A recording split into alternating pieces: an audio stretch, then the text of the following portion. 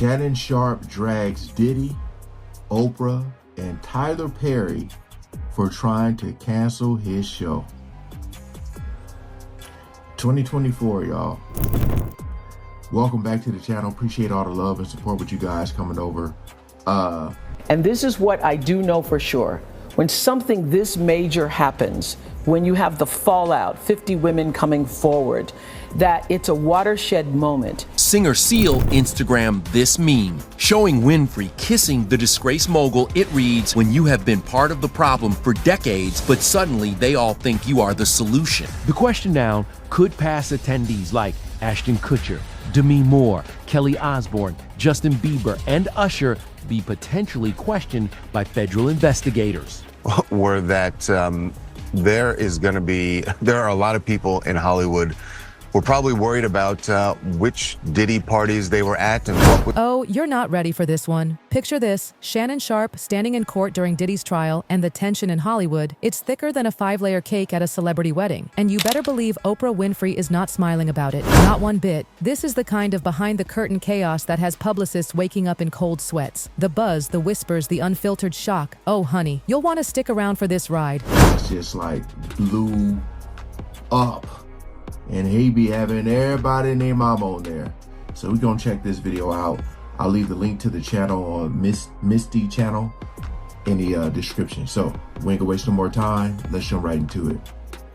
Is that for some reason people come to me and I don't look at them with judgy eyes. I have no predetermined notion or preconceived notions, and they open up to me. That's what they're upset about. Federal judge immediately rejected a defense request for a mistrial in the picking trial of music mogul Sean Diddy Combs. Act on stage. Don't rely on social media. Put it down, turn it off, shut up, be quiet, learn, read. Publicly humiliated for 25 years, every week exploited by the tabloids.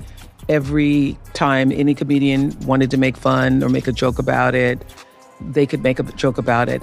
And I accepted it because I thought I deserve. Hollywood has just been rocked by yet another bombshell, and Shannon Sharpe is right in the middle of it. Insiders say Shannon dropped a statement so spicy, so game-changing, it's got A-listers clutching their pearls. Stuff that was meant to be locked away in the vault? Well, that vault just got busted wide open, and the fallout is shaking every marble floor from Beverly Hills to Manhattan. Apparently, Shannon had been keeping certain very private conversations tucked away. You know, the kind of wink-wink, don't tell a soul exchanges that live and die in dimly lit back rooms. But when it came time to speak, someone, whether by force or pure guts, flipped the whole script. Boom. Testimony out. Secrets spilling. And who's fuming more than anyone? Oprah. Word is her inner circle has been scrambling like it's the last 10 seconds of a championship game. Shannon's testimony didn't just peel back a layer. It tore through an entire spiderweb of hush-hush dealings that Hollywood royalty thought would never see daylight. This isn't your run-of-the-mill celebrity spat. This is the kind of full-scale unraveling that has people whispering, if this is coming out,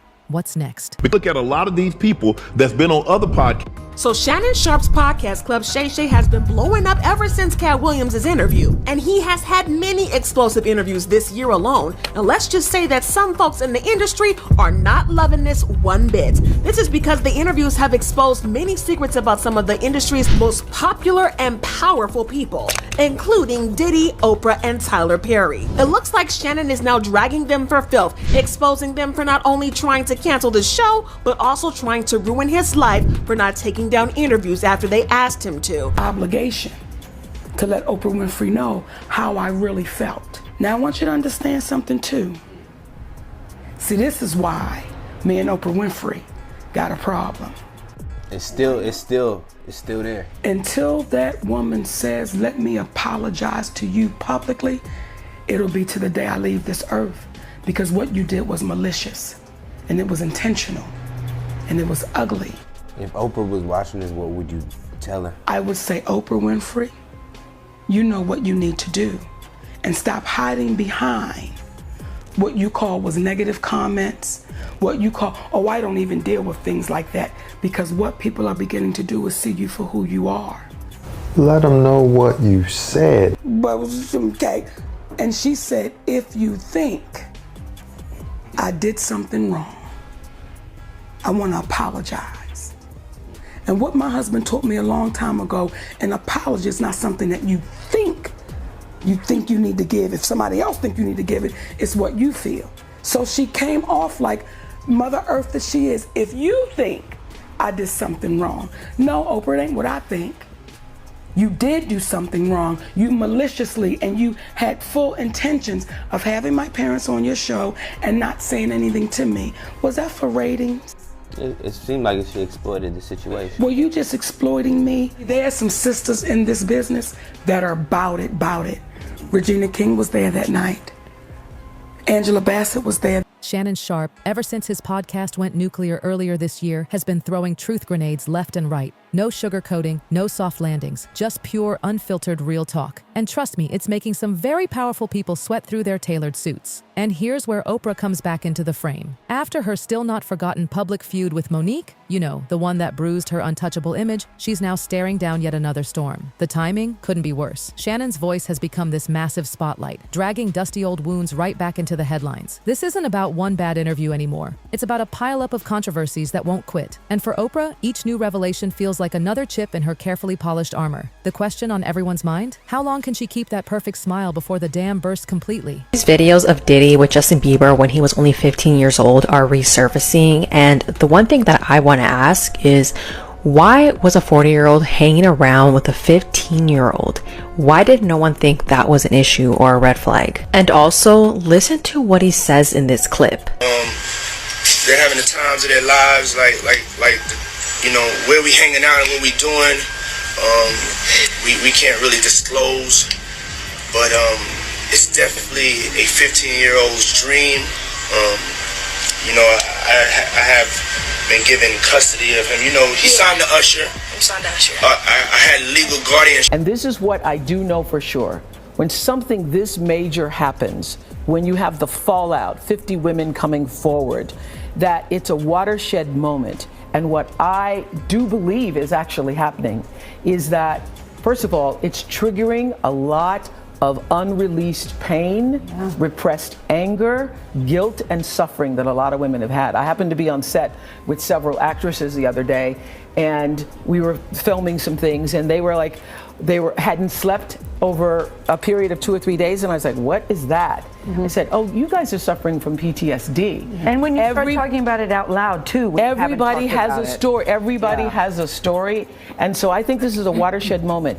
And if we make this just about Harvey Weinstein, then we will have lost this moment. I think this is a moment where no matter what business you work in, there have been women who not only had the disease to please, that's a part of it, but who felt that in order to keep my job, in order to keep my position, in order to keep moving forward, I've got to smile, I've got to look the other way, I got to pretend he didn't say that, I got to pretend he didn't. And then, as if things weren't messy enough, comes Justin Bieber, tossing gasoline on the fire. Diddy is with a 15-year-old. What is a 40-year-old doing with a 15-year-old? He asks. And let me tell you, the internet exploded. People are shocked, appalled, and asking all the uncomfortable questions. It's like Shannon is now claiming that he also has more dirt on these people, and he's going to leak it if they don't back down. Y'all better get in the room, because Shannon is not here to play. Shannon Sharpe has had the world in a chokehold ever since he dropped his interview with Cat Williams at the start of the year. It was pure chaos, and that chaos has remained since that interview. And we have seen the dark side of the industry that we rarely get to see. With all the juicy secrets that he spilled, it's no surprise that some powerful people want the podcast shut down. Me too. 3 days after Oprah publicly supported victims of sexual assault in the wake of numerous allegations against Harvey Weinstein, singer Seal Instagrammed this meme, showing Winfrey kissing the disgraced mogul. It reads, "When you have been part of the problem for decades, but suddenly they all think you are the solution." Please welcome Seal! The 54-year-old who's appeared on Oprah's show captioned his post, "Oh, I forgot, that's right, you'd heard the rumors, but you had no idea he was actually serially assaulting young starry-eyed actresses, my bad." While Weinstein maintains his innocence, Seal hasn't commented further, and Oprah has not responded. This moment is a really powerful time for everybody.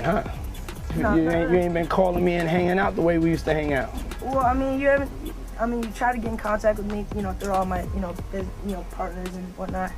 But You never really got my number, so. Right, okay. My number? Yeah. Tell you my number. Yeah. Gowan has put Oprah on blast. Rose recently called out Oprah on Twitter over her past associations with some controversial men. Rose wrote, quote, "From being pals with Harvey Weinstein to abandoning and destroying Russell Simmons' victims, she is about supporting a sick power structure for personal gain. She is as fake as they come." And just to refresh your memory, music producer Russell Simmons has been accused of rape by at least 15 women. Last year, Oprah pulled out of a documentary that's highlighting their stories because she and the filmmakers apparently did not see eye to eye on that project. And as for her former friendship with Harvey Weinstein, Oprah had said that she did not know about the sexual assault accusations from women.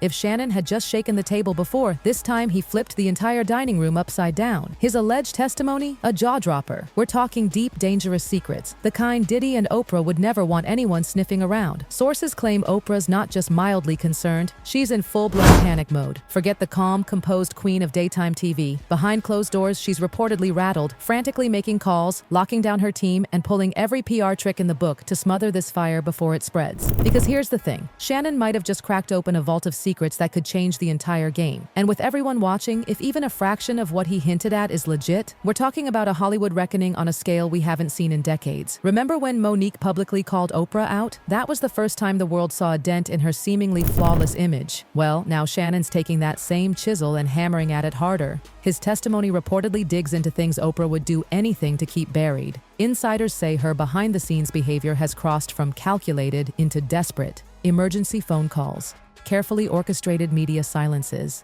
But here's the irony. The harder she tries to control the story, the more people are leaning in, wondering, what exactly is she hiding?